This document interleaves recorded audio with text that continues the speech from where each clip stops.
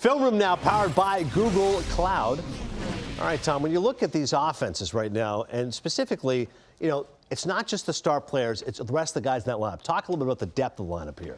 Well, listen, I'm going deep in the film room here on Walker Buehler because I don't care what lineup he's facing. And lately, his fastball is getting hit. And this is not something we're used to at all. I think his fastball is one of the best pitches in the game when he's right.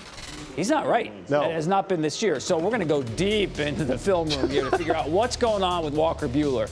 This is his release point last year. What I've seen this year, his release point actually is a little bit lower. His extension is greater. This is the same at bat Pete Alonso last year and this year, and it's not quite the same. Let's check out the difference here. Now, his extension is greater, which tells me he's sinking more to his legs. That release point just a hair lower. You can see the arm angle is almost the same, but it's not quite the same. What I really want to dive into the fact that it doesn't have the same life.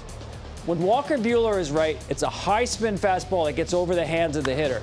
This is not happening. His fastball has now pretty much just average drop to it, whereas before it had so-called rise, doesn't literally rise, but it spun a lot faster. We pay attention to velo, but pay attention to spin rate. That's 93. The spin rate, 2,700, and you see the hitter is going to swing underneath it because it doesn't drop the way he thinks. This now is at 2 miles an hour faster, but look at the spin rate.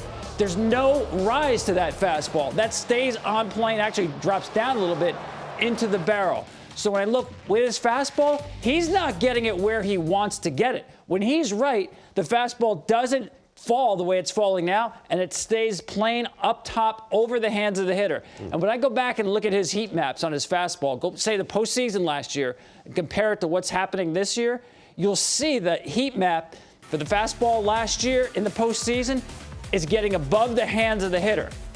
And this year, look how much lower it is, right? That's into the barrel of the hitter.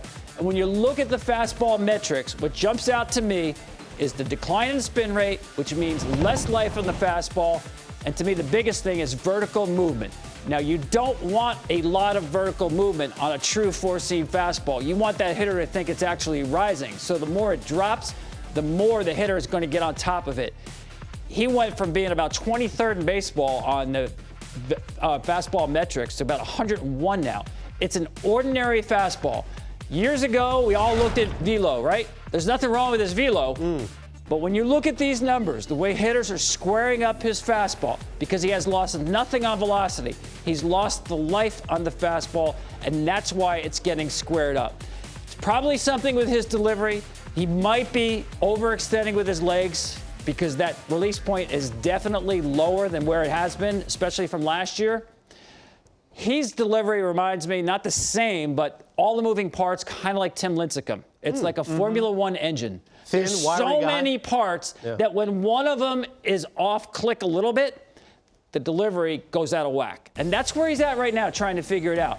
But right now, we know he's got a very hittable fastball. Here's what I'm talking about with the release point. It's gone down over the years, but that's a pretty big jump this year. You're talking 2 or 3 inches on that release point where it's gone down. The extension is going up. He'll figure it out.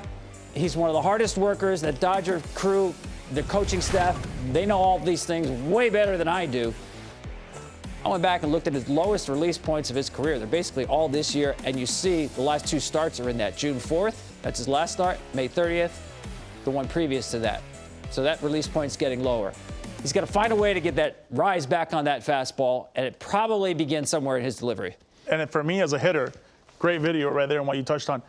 Selection of pitches is key and where the zone is at. I faced them before, and I've always understood that if you're not protecting up in the zone against them, you're in trouble. And any time with Buehler was down in the zone, it was green light for me at all times. And I've always felt like the lower it got, the harder it was for me to hit because of the life.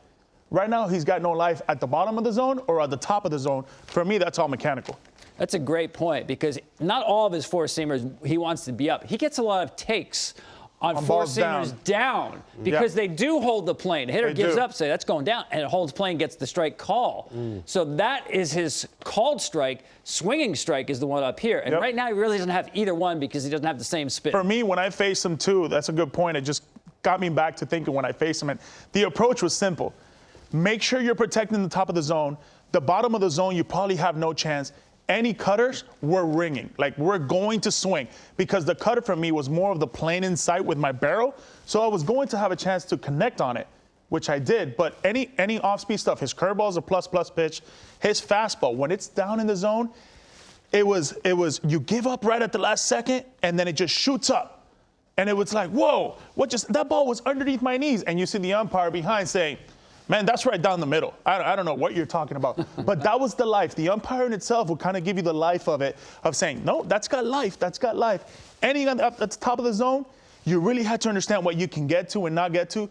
When he's at his best, he's throwing his fastball down in the zone, freezing guys, and up in the zone getting swings or foul balls. Not right here, though. Not right here where he's at. He's right down the middle right now.